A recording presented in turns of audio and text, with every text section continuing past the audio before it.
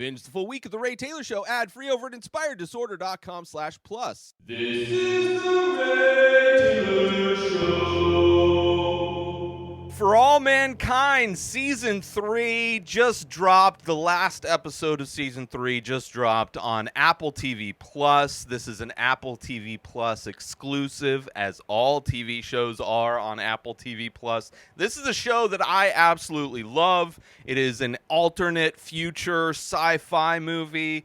Like, basically, the pitch would be, imagine the prequel to a show like Star Trek, but it starts back in the 1960s, the 1970s, and Russia beat America to the moon, and because of that, it forced America to compete in the space race more, and both countries competing to put a base on the moon. Season 3 is all about the race to Mars. Season 3 also takes place in the 90s, so each season takes place in a different decade. It skips forward a decade. Alternate history kind of a show. I absolutely love it, and I was totally looking forward to Season 3. Just every aspect of the show. I can't wait to watch another season. Can't wait for a Season 4.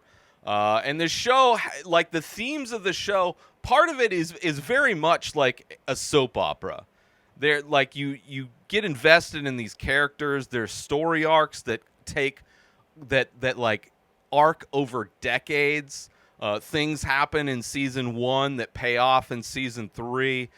Bad decisions. A lot of the show is about bad decisions that take time. Like decisions people make in time end up coming back to bite them, and they regret their decisions that they made. And it's just a great show, a show about humanity, a show about what it is to be a hero, a show about just people thinking out of the box. I mean, so much of this, if you've ever seen the movie Apollo 13, there's the kind of rescue mission where everything breaks on the space shuttle, and NASA has to think out of the box to try and figure out how to save these astronauts, get them back home. And a lot of that, there is those elements in the show. Crazy things, too. Like, this show will have people doing insane things, but everything in the show is so grounded and so, like, set in some form of reality, like scientifically set in reality, to where it's like they seem so insane, but like they're highly plausible, the things that happen in this show. So I'm going to obviously spoil Season 3. If you haven't watched Season 3 of this show, I highly recommend checking it out. There's a lot of great shows on Apple TV, so if you get a trial subscription, you can binge all 3 seasons of this. Check out Ted Lasso. Check out Severance. All great shows that are on Apple TV, along with other stuff. But I will be spoiling it. So, if you don't want to be spoiled, obviously move along. And if you don't mind being spoiled, that's fine too, because there's so much that happens in the show that even if you know where it goes, it's the ride is so amazing. And of course, this season starts with the race to Mars. It's the race that seemingly seems to be not only just between the U.S. and Russia, but also a private space firm called Helios that is trying to beat them to Mars. And then also North Korea is kind of like the country that's part of this space race as well, which is a very interesting aspect to this season. This starts off with basically space tourism is a thing. There is a hotel outside in the orbit of the moon, and part of this, which that is owned by Helios, and part of this is that's not owned by Helios. That's owned by Karen. And the person that bought the outpost, the bar, they ended up franchising it, and they went to expand their business into the space. And part of that is to have this hotel. And they're having a wedding for Danny, who is the son of Gordo and Tracy, who died in the previous season. The two examples of the heroic measures people go to kind of keep this idea, keep this space travel thing afloat to save their outpost on the moon, which was an amazing, crazy, heart-wrenching end to season 2, the death of Gordo and Tracy. But their oldest son, Danny, is now part of the space program and all that, but he's having a wedding at this hotel, which is kind of a cheesy, like the way this season starts off kind of made me feel very nervous about what is happening with the show. One, a lot of the characters, because everything jumps a decade at a time, they have to wear old people makeup. They have to look a decade older. So the old-timey makeup is kind of off-putting. It takes a little while to get used to it. Eventually you get used to it. It's not as bad as some shows. Like, I'm also reviewing the show Midnight Mass, a Netflix show where there's old people makeup, and that looks very noticeable, and it's played off to be, I don't know. It's a weird, I haven't gotten to why that is in that show, but I think this show pulls off the old people makeup a little bit better. But also, just like the wedding, it feels very, like, one, the reception is like well lit. Like everything, like the lighting of this space hotel wedding doesn't seem like the lighting you would have at a wedding reception. They're doing things like the limbo. It just seemed very cheesy. It seemed very cheesy, and I was very nervous with the direction the show was possibly taking. Thankfully, it gets past that. It gets more grounded and feels more real, but they are at a point where the science fiction aspect of the show is starting to take over. You're seeing aspects of like these science fiction designs of spaceships, especially with the Helios design, versus like the more industrial look of the governments, the different governments, the U.S. government or the Russian government space shuttles. So you're seeing kind of that sci-fi look start to bleed into this. You're starting to see that kind of sci-fi feel, as opposed to it just being more of a show about space travel in like the 70s and 80s. It's a weird mix in this season. But aside from that, once it gets going, and even the end of the first episode where shit goes bad at the hotel, and Danny has to save everybody that's on the hotel that's there. Ed Baldwin's there with his new wife. Karen's there with her new husband. You have a bunch of people that were invited to this wedding. And it starts the show off with the nail biter where everybody's potentially going to die. You also have Daniel Poole, who ends up being the commander to Mars. Like it starts off at a stressful tone with that first episode, which helped kind of distract from the old age makeup and the unrealistic depiction of a wedding. Like it just felt like, what are we doing here? It really felt like the show took a turn for the worst. But thankfully, it gets out of that. And the storylines are so amazing. Not only just the race to Mars, but you have the aspect of helium-3, this new fuel that is discovered on the moon that's putting people out of jobs on Earth, like the coal industry and the fossil fuel industry and all those things that we're kind of dealing with now, these old fuel industries that are obsolete in a lot of ways, and then we have politicians trying to hold us back from progress, where this show is kind of tackling that idea in its own way with this helium-3, which is based on a real thing, apparently. At the very end of the entire series, after the credits, there's like a post-credit thing with Margot, but the actress Ren Schmidt, talking about helium-3 and how nuclear fission is a potential reality and that the moon has a bunch of this stuff. It's just We don't have the technology. We haven't figured out a way to produce it efficiently yet. But once we do, it will be able to provide power for not only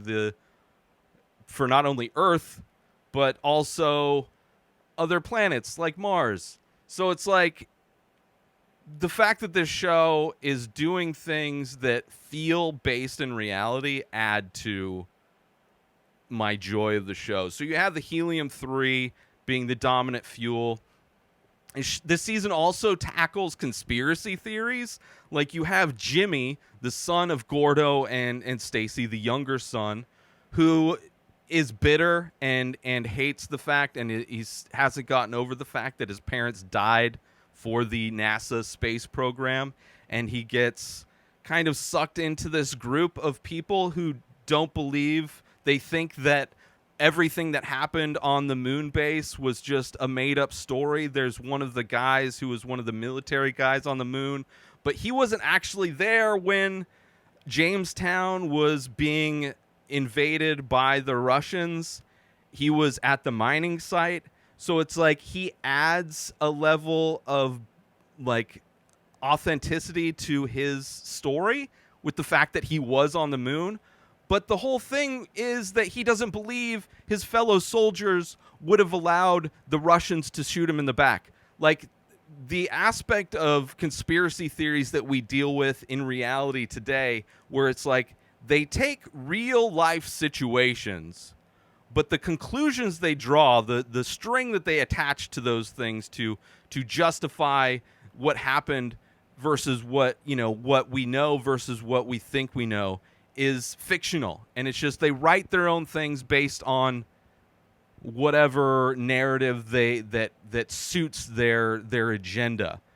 And part of that, the way that conspiracy is handled in this season, I really appreciate. I thought it handled it really well. Obviously, it goes to a conclusion that was horrible.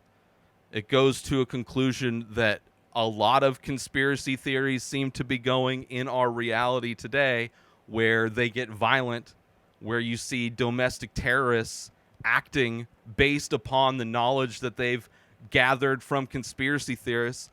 For instance, Alex Jones recently admitted in court under oath that he lied about the Sandy Hook thing being crisis actors, but because of his conspiracy theories that he pushes on his show, real live parents that lost their kids during a mass shooting were being harassed constantly, having their lives threatened constantly by Alex Jones fans based on his conspiracy theories, as one example.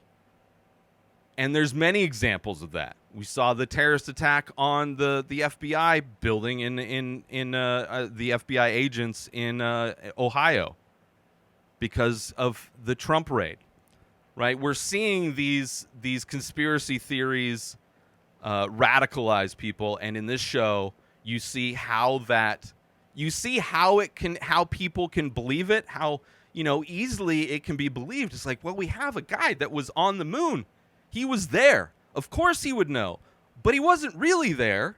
He wasn't at the space. He just knows that Americans would never be shot in the back. Like, how could they? It's not like the guy was looking through a porthole at a famous astronaut that was stuck in a thing while they're being, attacked. And that's why he was shot in the back. Like, there are plausible reasons why somebody would be shot in the back. And they don't believe that, that the Stevens, they wrapped themselves in duct tape. And it's like, as the audience of the show, we know what happened at Jamestown. We saw what happened. We saw why he got shot in the back. We saw them actually sacrifice their lives. And it's believable. When we saw it, it was heart-wrenching when we saw Gordo and Stacy and Tracy they sacrificed their lives to stop this nuclear core from melting down. And we saw why it was there. We saw we saw the reality of that situation. So now that we are in season 3 and we're getting the perspective of the conspiracy theorists, well, yeah, there's definitely a lot of aspects of truth to the things and how unbelievable certain things are, but their reasoning and their excuses for those things being a reality are completely fictional. And it doesn't help that in this world there were movies based on what happened at Jamestown, which is another aspect of the show that I absolutely love. Like, each season starts with like this fictional newsreel of things that have happened in life. Like, in this reality, Michael Jordan was actually drafted to the Trailblazers instead of being drafted, like second or third to the Bulls. Like, the alternate history that kind of catches you up on what reality we're living in is kind of crazy. We have Ellen running for president in the beginning against Clinton. She's a Republican, and she ends up beating Clinton. Like, that storyline with Ellen in this season is crazy, because not only is she a closeted homosexual woman who's married to a closeted homosexual man, and they are both elected. Well, she's elected on the Republican ticket, and she's having to keep that. Like, out of all of the progressive things that have happened in society through this show, like, gay rights is still as demonized as Republicans would like it to be demonized now. Like, the fact that she can't be out as a gay president is crazy, despite the fact that the technology and society has progressed in a lot of other ways. So it's kind of an interesting comparison to like how society was able to progress so much in one way and in so many other ways still held back. Just basic societal freedoms is held back.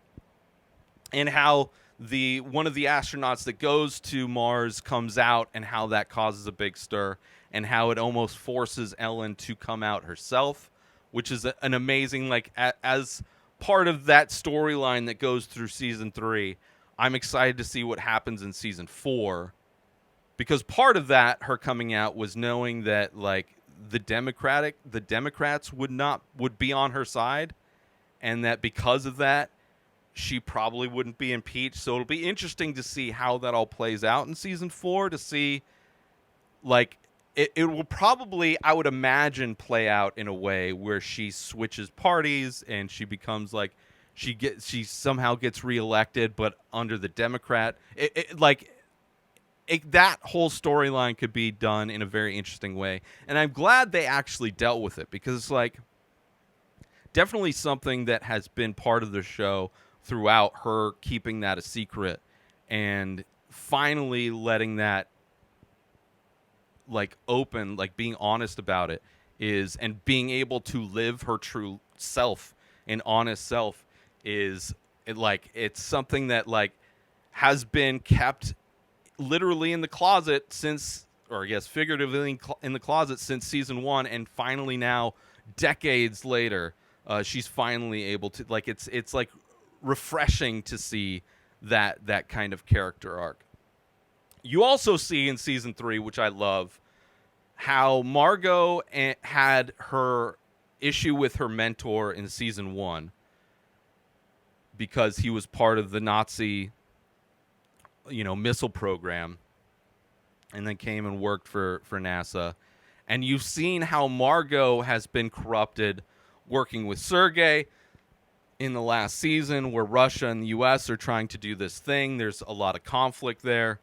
And they finally, come together to do that handshake in space, which was an amazing aspect of season 2. But you're seeing how it's almost like showing a prequel to how somebody could be corrupted by taking just these small steps in trying to do a good thing, initially to try and make that handshake happen, but then also forming a friendship and a relationship with Sergei, and how that could just snowball into a situation where it's like she can't get out of it. And it's also interesting how in season 3, Margot being the mentor of Alita, and Alita discovering that somebody has copied the United States nuclear rocket design, and her trying to track that down most of the season, and then finding out that it's her mentor. It's very much a mirrored situation of season 1 with Margot and her mentor as Alita is with Margot. And it's amazing to see that come back around for Margot to be the one that was corrupted and to be the one that kind of helped the enemy, and for her mentee to discover that. And like an interesting thing for just Margot's character in general, who's been a great character, being the person, seeing all of these characters kind of rise and seeing their journey throughout these seasons is pretty awesome to watch. But to see that kind of reflected in that, and to see how now Margot is dealing with an FBI investigation and is potentially going to lose everything in the same way that her mentor did, I thought that was amazing. Let's take a little break from the Ray Taylor Show to promote my live art streams. That's right, I am an artist as well as a podcaster, and I paint live every Thursday at 4:20 Pacific time. Head on over, the best place ever for streaming, youtube.com/inspired disorder. That's right, every Thursday at 4:20, you can watch me paint the many faces. Every week, I paint 7 new faces of abstract portraits, ink on paper, and you can watch that happen. You can hang out with me while I listen to a classic episode from one of my favorite podcasts. Head on over to youtube.com/inspired disorder and check it out. Say hi, let's hang out, let's have some fun, and let's paint some faces. Now let's get back to the show. You also have in this season one of the most unhinged characters. Like, if you thought Gordo was unhinged in season 2, his son Danny in season 3 is a whole new version of unhinged. Like, there is these stories that characters keep referencing that Danny, after being denied, like he had this little love affair with Karen, with Ed Baldwin's wife, at the restaurant, him working at the restaurant, and then like her kind of breaking that off. And then this downward spiral that Danny had in between season 2 and season 3, and how in season 3 he's kind of seemingly got his shit together. He's married, got a kid on the way, all this stuff. But you see how he's still unhinged. Both of those kids have massive problems. You have Jimmy going into domestic terrorist land and conspiracy theory land, and then you have Danny being like just still having those addictive qualities and having those same problems that apparently he had before. And also you're seeing how Ed Baldwin's decisions to select Danny as like his co-pilot to bring him along on the team, not knowing that Danny is, one, completely unhinged, but also the guy who broke up his marriage. Like, he was the other guy, which throughout this season, it almost gets to that point where Danny's about to tell him. But Danny has plenty of other things to confess to throughout this season. So he never actually, I think he does towards the end. Yes, he does right towards, he still doesn't do it. I can't remember. Because Danny, during this thing, when he's going down the rabbit hole of self-destruction again, he's responsible for the drilling mishap. And when they're trying to decide on he wants to be the pilot that launches Ed Baldwin's daughter to Phoenix, like, I think he just admits to being the one responsible for. I don't think he ever confesses to being the other dude. It's like a guy, like one of the most like hated, like I hated Danny.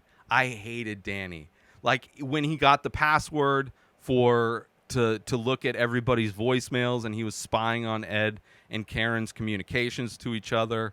The way he treated the tech guy who ends up getting blamed for Danny's complete like lack of focus and like actively allowing the drill to explode and kill multiple people and cause a massive avalanche. Like that whole situation was insane, and how that ends up at the end of this season where he gets banished to the Korean shuttle is kind of great, because there are moments of Danny where he's trying to redeem himself.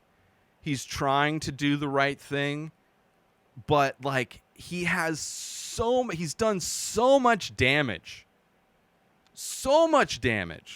and he's so dangerous that it kind of does make sense that he gets banished at the end of this season.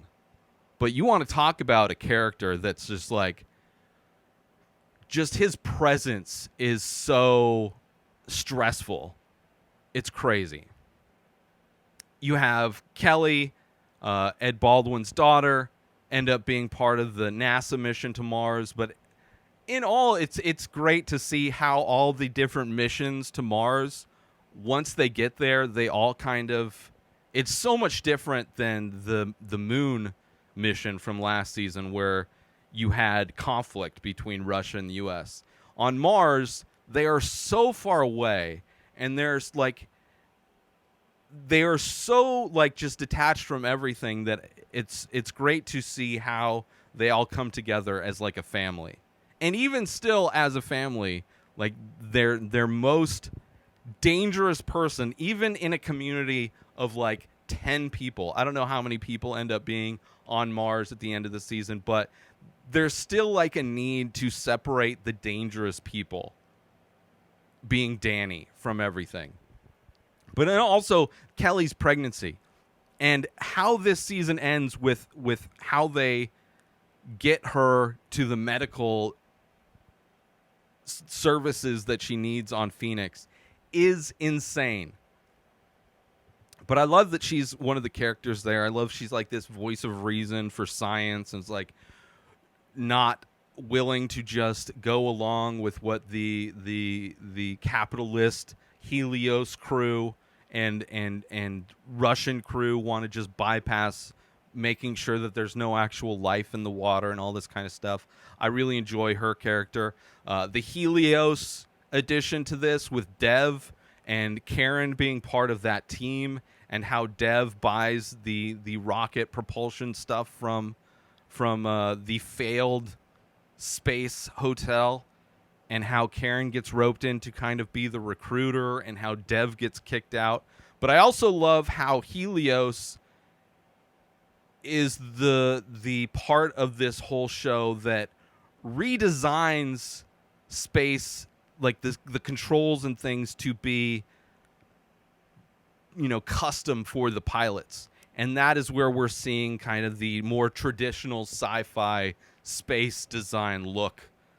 So it's cool to see kind of how that arc, how all of these things kind of get birthed out of different things, how these sci-fi tropes and sci-fi things kind of come to be in this, what is ostensibly a prequel to the majority of sci-fi shows.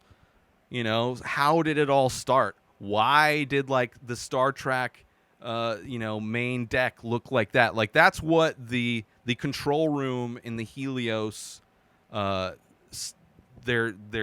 different control rooms, that's why they look so futuristic, which is great. I love that aspect of it.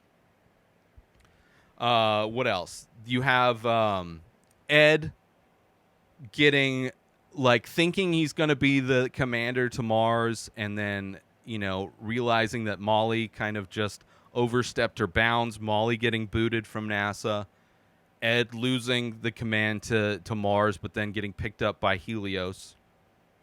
And even when they're on this race and they are he's trying to be the first. He wasn't able to be the first to the moon, and in his attempt to be the first to Mars, backs out because of Danny.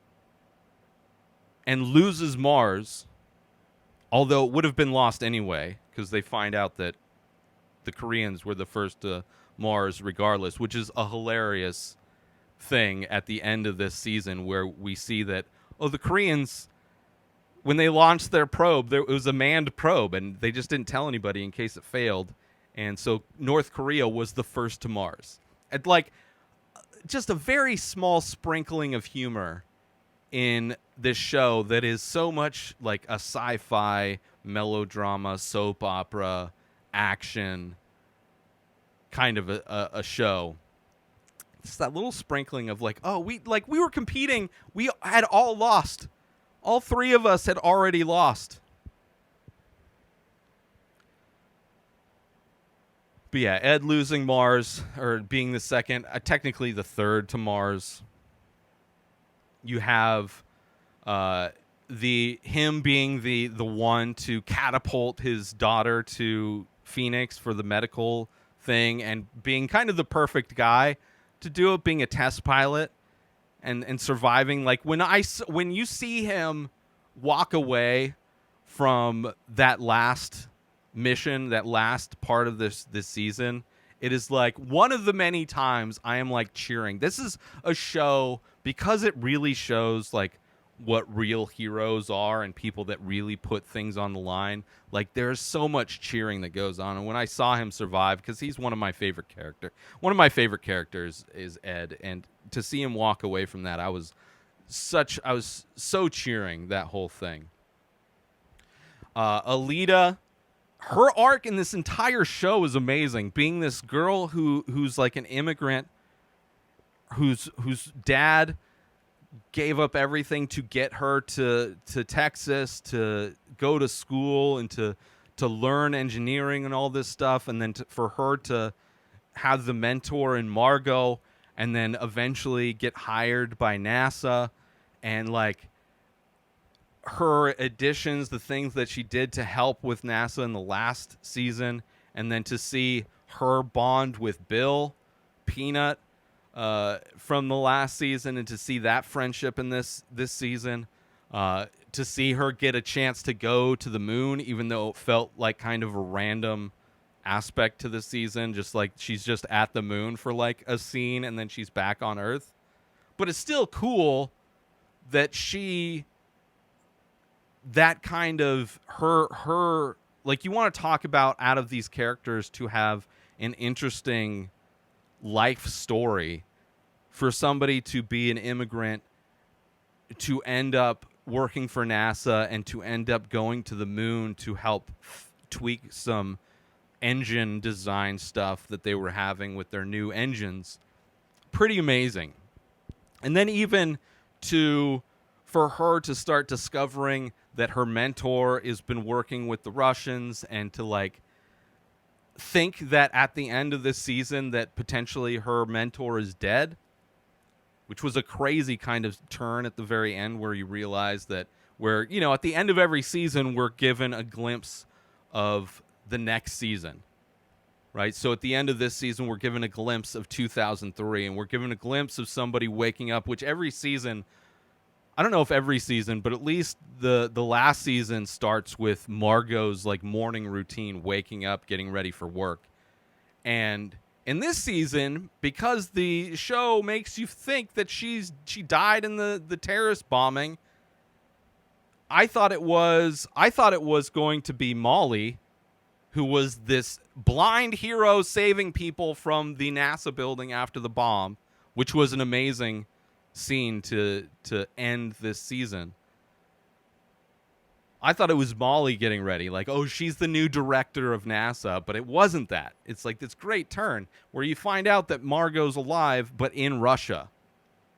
And it's like, oh man, so she bounced before the bomb, and everybody, I would assume, thinks like she almost got away clean, aside from having to live in Russia now, working for the Russians, and that's obviously going to come back around in the next season. But it was such a great turn where like, oh shit, she's still alive. But for Alita to think she's dead is kind of crazy. Let's take a little break from the show to promote The Many Faces. That's right, I am also an artist. I do ink paintings on paper of abstract faces. A new face, a new painting gets released every single day over at inspireddisorder.com. So head on over to my website to purchase original artwork directly from the artist. Also, there are prints available for select images. Head on over to inspireddisorder.com, buy original art, buy prints if that's your jam, if you want 8x10 prints on high quality paper. Also, if you're looking to wear some art, there are shirts available with original artwork by myself. Select faces from The Many Faces are also available in t-shirt form. You go to inspireddisorder.com, you buy original artwork, you buy prints, you buy shirts. You're supporting an artist directly. And if you're the type of person that likes to invest in NFTs, there are also NFTs available for select faces. Go to inspireddisorder.com now. And now let's get back to the show. The Jamestown conspiracy aspect of the show was crazy. And like, to see where it goes with the bomb, it's like, oh no, that like the way that looks when the bomb goes off reminded me exactly of the Oklahoma City bombing. Like, just the way the building looked, how like it had taken a big chunk out of that side of the building. It's just like, it just so reminiscent. And I'm sure like visually they wanted it to look that way. Like, the one thing I love about this show is that even though it's an alternate history, you still have things that happened, like the Cuban Missile Crisis type of a thing was kind of similar. I guess that this takes place after that, but there's things that happened in real history that are kind of referenced at through this alternate history. And that bombing scene was definitely visually reminiscent of that Oklahoma City bombing. Helios, the private company forcing everybody to go 2 years sooner and ending up being the kind of lifeboat for Mars, where it's like everybody else landed on Mars except for the Helios thing, who has this orbiting thing. So on Mars, there's like two groups of people that are there. There's the people that are in the Helios, the Phoenix, that are orbiting Mars, where Kaylee went to go deliver her baby, the Mars baby, the first Martian. And then the people that are on the ground. It's kind of like how that sets up is pretty amazing. And how just, Dev gets kicked out, kind of reminiscent of like Apple in some ways. Maybe like Dev comes back, similar to like Steve Jobs, how he got kicked out of Apple and then he came back to bring the company from the brink of bankruptcy. So I could see that being one of those mirrored kind of reality versus fiction type of things that the show does. You also saw how they had these governors for the controls, where Ed wants to disobey orders, and he's not able to because he gets locked out of the software. But then they're able to get around that. But just that kind of extra hurdle they have, where he's not really in control. But then towards the end, you see that like all of them are like disobeying orders. Like all these people on Mars, like from the astronaut that comes out, you have Ed saying like, no, we're gonna like all of the things that they try and tell them, like, oh, we need to go back home, we need to abort these, like, no, we're doing all of these things. Doesn't matter what you say. Let's see, what else? North Korea first to Mars, which is all kind of crazy, and they all become a family at the end, which I love that. Yeah. After the terrorist bombing, and you see Molly Cobb like starting just taking people, survivors, out of the thing, it's just like such like one of many examples of how this show portrays heroics and heroes, and showing how like that is her character. Like it's not at all out of character for her to act the way she did after that bombing.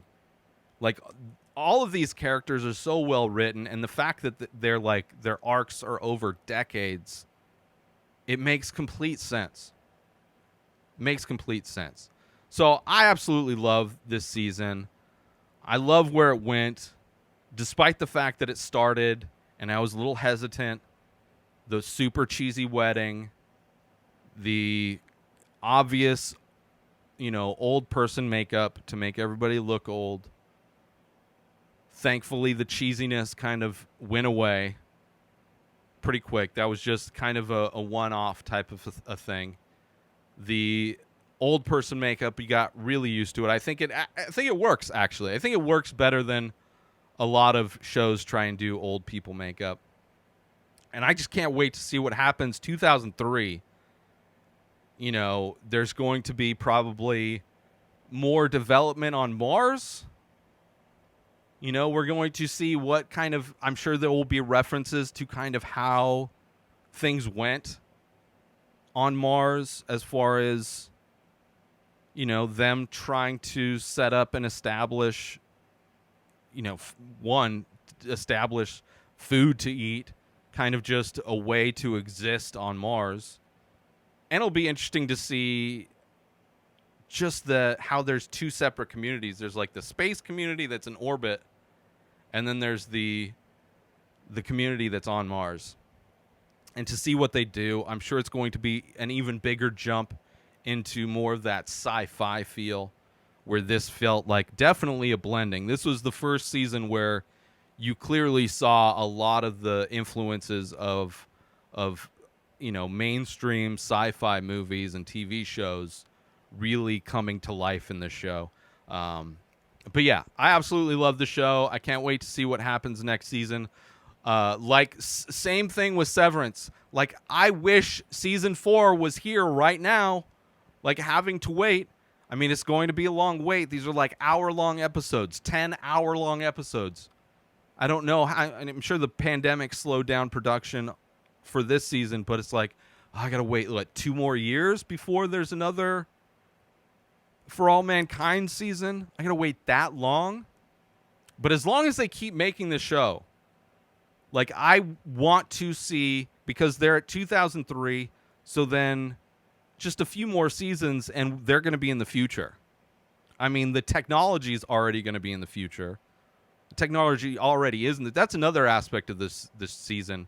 We start to see a lot of technology that we have today, like video calling, cell phones, like really showing up. Electric cars are pretty basic. I mean, Ed in this season has an electric car, which is funny because he was talking shit about an astronaut who had an electric car in season 1 or season 2 maybe.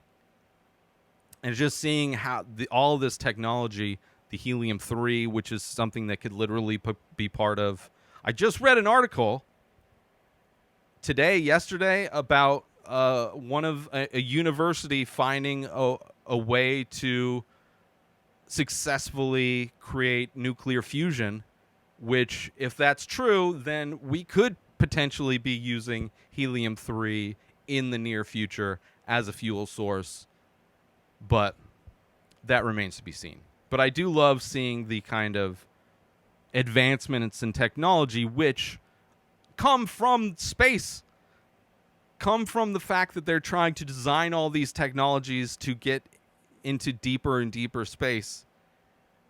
And how when you have that kind of development and research, that bleeds into all of society. So I appreciate all that too. But anyway, I highly recommend checking it out. One of the best shows on TV.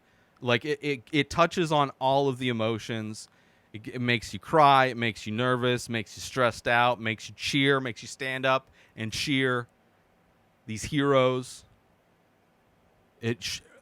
I would say very accurately depicts conspiracy theorists and how easily conspiracy theories can be created out of, just a few morsels of truth and then wrapped in a fictional narrative to string them together.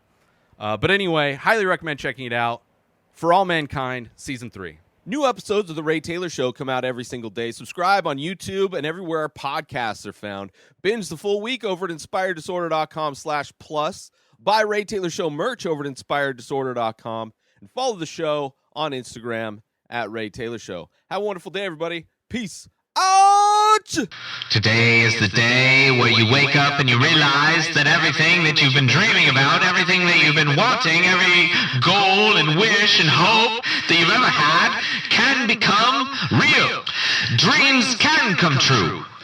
What you manifest in your mind, you can bring to reality.